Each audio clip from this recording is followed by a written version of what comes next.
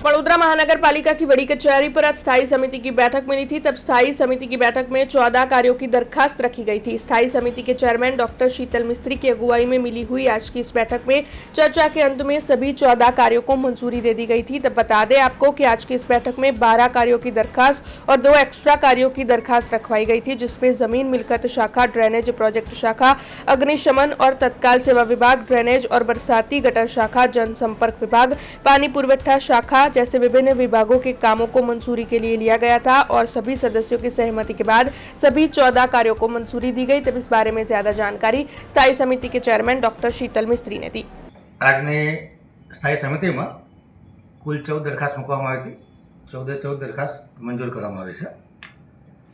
જમીન મિલકત શાખા કોમર્શિયલ દ્વારા ટીપી સ્કીમ નંબર 24માં એફપી નંબર 42 3813 ચોરસ મીટર જમીન પૈકી 3348 ચોરસ મીટર જમીન કોર્પોરેશનના કમિશનરની માલિકીની શરતે નગરપાલિકા શિક્ષણ સમિતિને આપવામાં આવનાર છે।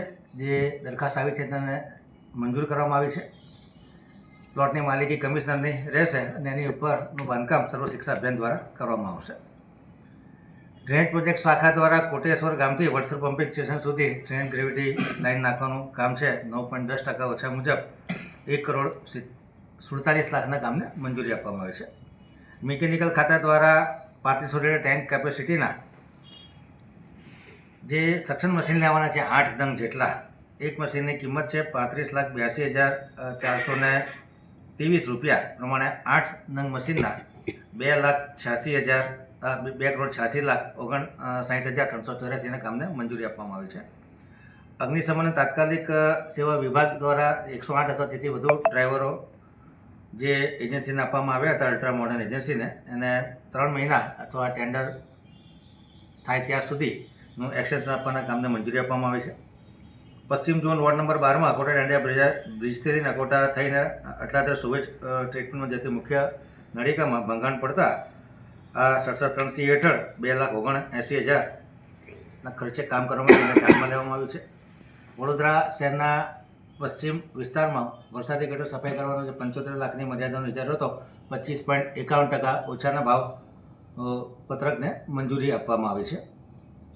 વડોદરા મહાનગરપાલિકાની employees cooperative credit society limited તરફથી સભાસદના બાળકોના રાહત દરે જે ફૂલસ્કેપ ચોપડાનું વિતરણ કરવામાં આવે છે, એના મેઇન પેજ ઉપર એડવર્ટાઇઝ માટે 2.5 લાખ રૂપિયા દર વર્ષે આપવામાં આવે છે। એ 2.5 લાખ રૂપિયાની રકમને જાહેરાત માટે મંજૂરી આપવામાં આવી છે। हमसे जुड़े रहने के लिए हमारे YouTube चैनल को सब्सक्राइब करें और नई वीडियो की नोटिफिकेशन के लिए बेल आइकॉन को दबाएं।